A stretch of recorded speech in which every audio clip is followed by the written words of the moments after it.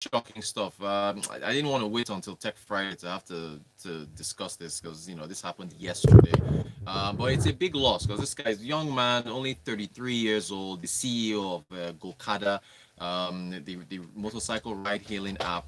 He spoke very enthusiastically about doing business in Nigeria, and his death is just it brings up so many questions. This guy was dismembered in his apartment in New York City in Manhattan on the Lower East Side. CCTV cameras caught somebody dressed all in black, following him. There was a struggle, and then apparently, I don't know, the person was trying to clean up his body or whatever, and then his sister buzzed up the apartment to try and come in, and then that person ran away. So the detectives are treating it as a homicide. What it's related to, no one knows. It's just suggestions. It could be financially motivated, not sure. But it's a massive loss. I met him personally when they had a press conference about a year ago. It was in 2019. At that time, he was talking so enthusiastically about Gokada's plans for the future. They were talking about helicopters. They were talking about boat services. They were talking about this was, of course, before the motorcycle ban happened, and that hit them really really hard. I remember he posted a video about how what he intended Gokada to be, what he wanted to do with the company, and then his enthusiasm about doing business in Nigeria. I think that was one of the reasons why the tech community embraced him so much. In that he was willing to invest his money in an environment that's not, entirely smooth to do business in. Two, he really wanted to try and alleviate the transportation hiccups for many Nigerians with regards to what Gokada was intending to do. Three, he provided jobs. He provided jobs to hundreds of staff. They had expansion plans. They had bought new bikes, and then when the ban happened, it just brought everything to a halt. They tried to pivot. They pivoted to logistics. They started doing food deliveries. I still see Gokada bikes up and down doing deliveries up and down. And that was where things were. So I don't know. I mean, if you've watched, I don't want to start speculating, but if you've seen all these mafia movies where somebody owes money and they now come and brutally kill them in order to send a message, it was so surreal. I mean, this guy again, he's only 33 years old, young guy. Bright young guy. Yeah, and spoke with so much energy, and it's just the way he talked about Nigeria. I remember looking at him during the press conference, like, huh, this guy is, he's really optimistic about the country and doing business. And I think he just saw the opportunity for where ride hailing could fill the transportation gap. Yes. And so it's condolences to his family and his friends. And what happens to the company now, I don't know. I mean, maybe there's a succession plan there. Probably this is why you have corporate governance structures in case something happens to the CEO and founder, somebody else can take over.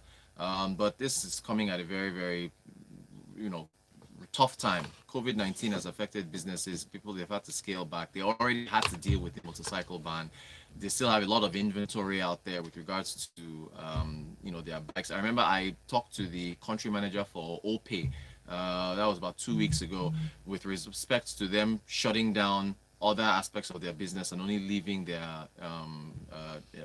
transaction side, the actual payment side alive. They halted ride sharing, so everybody's having to adjust. So to have this happen to the CEO and founder, to him to be so brutally killed, the world is just so sick right now, and when it happens, I don't know what happens to the company going forward.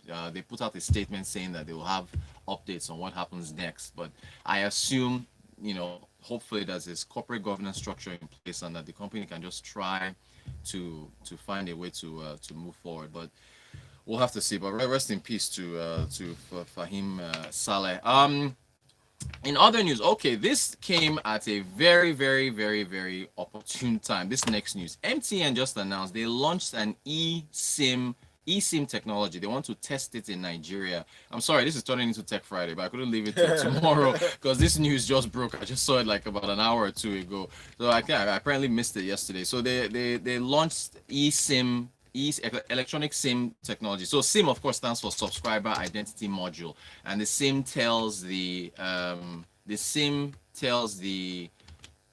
carrier who you are that's using their network. And remember, MTN had entered into a SIM registration snafu with the federal government a few years ago. It led to that big fine that they had to pay because the federal government of Nigeria was very serious about making sure everyone is registered. Why? who tuned into Personal Finance yesterday when I relayed my robbery experience on Monday with Fola, and we're giving out tips. The 4 tips I gave her yesterday. One, protect your assets by putting your electronics away. If I had followed my own advice, I wouldn't have been robbed on Monday. So your laptops, your phones, and everything. Because of boredom in traffic, I tend to bring out my phone and listen to podcasts just to pass time. Well, so one, protect your assets. Two, don't risk your life because of your assets. 2 seconds I thought about tackling the guy who wanted to take my phone, but then I was like, look, come, do you want to risk your life? The guy was armed with an axe, so let it go. You can make the money back or buy your stuff back later on. Remain alive, remain healthy. Three, electronic alerts, SMS alerts, and email alerts. Lagos, please. And some of you will push back and say they are charging too much money. The banks, they're making money. Yes, it's true. If you look at the full year financials of a number of banks, electronic transactions, they made some good money from it. But if you went this, I didn't. It wasn't for email alerts because my phone obviously had been taken away from me, so I couldn't see SMS alerts. The SIM card, I blocked my phone thinking that, okay, everything is safe. I blocked it and thought I was good. But they took out the SIM card from the phone and put it in another SIM card and started transferring money out. If it wasn't for my email alerts, I caught on and then rushed to the bank and then had the bank accounts frozen. My entire account could have been liquidated. So tip number one, protect your assets. Tip number two, don't risk your life for your assets. If they're taken from you, let it go.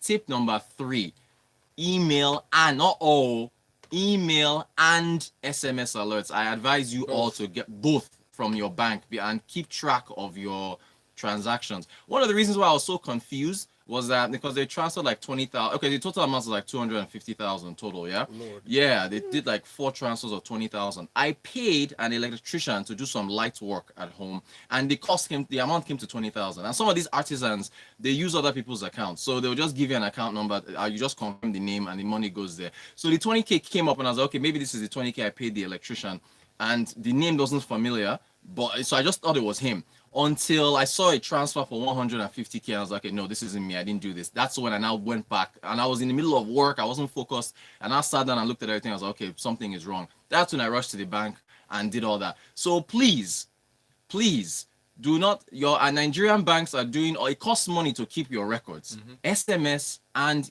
email alerts. So quickly, that this MTN thing, what MTN is doing, they are testing eSIM technology. Some phones already have it. The iPhone 11 Pro and I can't remember one other. The Motorola, is it the Motorola Razr? I can't remember. Samsung phones have it. Some phones have it. So the SIM is now embedded into the phone. So if you need to switch carriers, you don't need to pull out a physical SIM. Game changer, because now there's no if this thanks to the Nigerian the communications NCC for allowing MTN to test this, and hopefully other carriers will pick this up. Yes. Electronic SIMs will change the game to where you can just conveniently switch. But even before then, this is another thing I didn't know. Fola even told me this yesterday. You can put a PIN number on your SIM, and even some listeners who were listening to the show yesterday even sent this message. I didn't know that. So you can lock your SIM with a PIN code as well. So that's pretty good with regards to what the carriers are doing, and tech hopefully can take us further as far as security is concerned. Sorry about that again, man. Yeah, we live and we learn. How's this says 250,000? That's money for another phone. I know. Google says sorry about the robbery. A similar thing happened to me in November last year. Also, password your SIM. Okay. Yeah, see, thank you for that. I didn't know that. If I'd known that, we wouldn't be talking about this now. And Ben says, "Good morning, Roaches, and sorry for your experience. How about putting passwords? Okay. Exactly. See, a lot of listeners know this. I didn't know. Me that reads stock markets all day. The so-called financial expert didn't know that he can put a pin on his SIM card. See, you said finance. You said tech. No, wow. Duper from Sri says, sorry about your experience, but I think it's better to SIM lock. Okay. See, a lot of people know this. You guys are teaching me. Please continue sending the messages. I didn't know. Sorry for the experience. Mike the Great, sorry for your loss. How is it possible to do mobile transfer without the PIN? It was US. They used USSD, and because I asked the bank. That's even supposed to have a PIN. Right, and I asked the bank how this was possible. By the way, they said they can recover, because this is one of the errors they made. By the way, the names of where the money went to are there. If I transfer money to you, Valentine, the record will be there. The record is there. So I went to the police. I went to the special frauds unit, gave them the names. So that one, they're investigating it. Also, the transfer of 150, they said they might be able to recover that one because it went to it was the same bank. Okay. So the guy's name is there. The other one was one girl. So whoever you are, and with the bank verification, with BVN. no. No. The details of See, the names are there. I've given them to the police. I'm working with the banks. They've frozen the other accounts. Whoever you are, I don't want to mention the names on there, but we'll find you. We'll find you in due time. So, yes, I think they said because have done a USSD transaction. I can't remember when I did it. If you've done it at least once, they can now take the SIM and retrieve the information from there and now continue to make transfers. Very quickly before we go, the CBN at the National Assembly, the Central Bank of Nigeria, is calling for fines and fees to be revised upwards in line with today's realities. This was done at a public hearing on the bill for an act to repeal the Banks and Other Financial Institutions Act of 2004 and reenact the Banks and Other Financial Institutions Act of 2020. So the CBN is saying, and I think I was reading the old one, it's like a fine of 50K for a bank that doesn't follow. CBN is saying, please, you need to funny, 50K for a $1 billion billion naira bank. So you need to upgrade those fees. I just hope CBN, please, bring interest rates in line with today's realities too, because investors, inflation is coming out, I think Friday or today or tomorrow. Some people are projecting 12.55 year-on-year inflation for June, or 12.4 now for me.